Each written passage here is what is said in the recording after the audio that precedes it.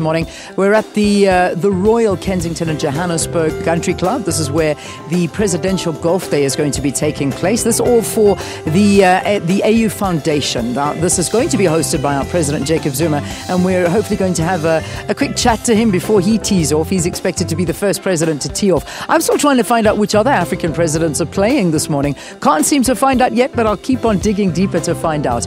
Also, I'm going through some of the events that are taking place here on Twitter. Apparently, there's stories that Angelina Jolie is in the country and that she arrived here, landing at OR Tambo International Airport yesterday morning, apparently here to address the AU summit here as well.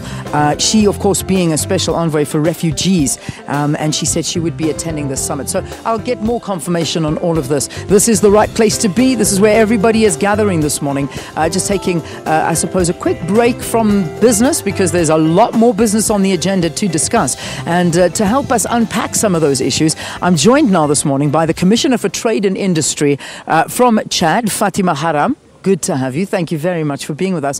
And the Commissioner for Economic Affairs, Dr. Anthony Maruping from Lesotho. Both of you, again, thank you so much for being our guest here on the program on this chilly morning. Oh, thank you very much, Leanne. We're happy to be here. And thank you for having us. Indeed, it's a pleasure. Thank you very, very much. How have things been so far? I mean, we've seen a lot of discussions taking place. Do you think that they have been fruitful to date? Let's begin with you. I think the discussions are very good, very strategic in a way, because we have the work of the Permanent Representative Committee, which is the ambassador group, that discussed so many things and then basically adopted so many decisions already.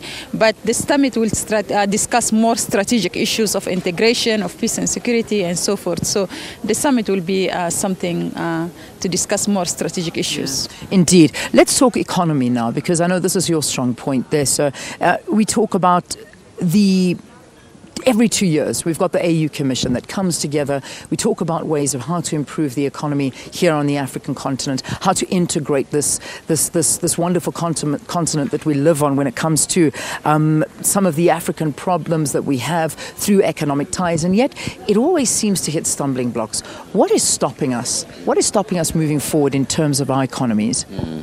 Yeah, actually, we not only have a periodic meeting of economists, but also ministers of finance and planning annually, as well as bringing private sector together with government officials, so that the private sector can make its case on how the government can have, work on a conducive environment for the private sector to grow. But also we call investors and financial institutions to meet the private sector so that they can tell them on how they can access credit. Now we have Agenda 2063, which delineates everything on how we are going indeed to correct the slow movement that we have experienced up to now and how we can accelerate and transform our economies.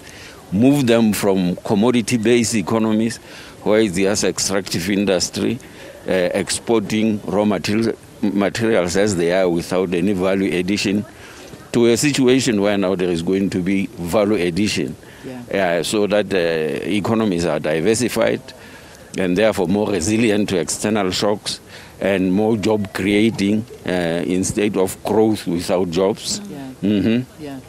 So all the things that caused slow movement in the past have been addressed now by a bottom-up approach where there were consultations with the stakeholders to arrive at Agenda 2063, where there is monitoring and evaluation, a mechanism or framework where how that is going to be financed has been thought of thoroughly, and assessing capacity to make sure that in Africa there is capacity to implement those things that have been agreed upon. All those things have been taken, and risk analysis and risk management. So there is a lot is now being taken seriously.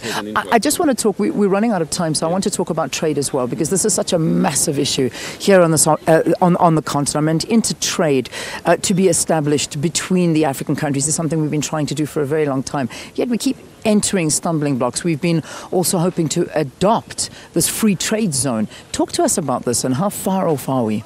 I think we are in a good point today. You know that the tripartite, COMESA, EAC and SADC, which is 26 countries, they just launched their free trade area, actually 10th of June in Sharm el-Sheikh, Egypt. So this is a very, very good news for us. Also, this summit will be launching the negotiation of the continental free trade area, which is 54 countries of Africa. So again, that's another encouraging news. I think our Minister of Trade met on 14 and 15 to review the state of where we are.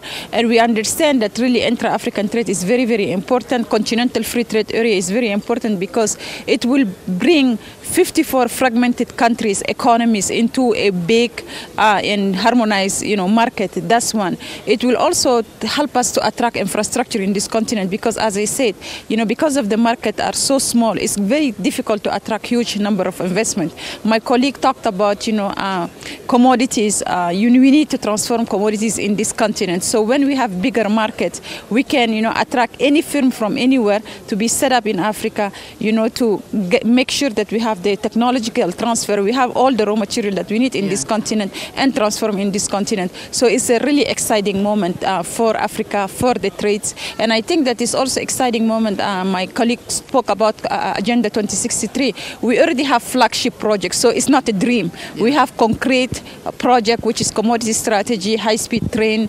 virtual universities, the continental free trade area. They're actually on work, and every 6 months they are being reviewed by Minister of Foreign Affairs and also by this summit. So I think that is a very, very good moment. And of course, we need the private sector in all these aspects to move together and move forward on our development. All right. Thank you so much for your time. Thank you for your opinions here on the program. Just talking about both the economies here on the African continent and trade and how vital it is to get trade. And we talk about that pipe dream of 2063. Well, according to my guest, strategies are in place. It's not just looking to that. It's putting these strategies in place so that we reach those goals. Thank you very much again. Let me tell you who they were. The Commissioner for Trade and Industry, Fatima Haram from Chad, and Commissioner for Economic Affairs, Dr. Anthony Maruping. Enjoy the rest of the summit and good luck for all that is discussed here. Thanks for being our guests. Thank you. All right. Thank you. Let's go back to our Johannesburg studios now. Vaylan's got our sports news for us. Vaylan.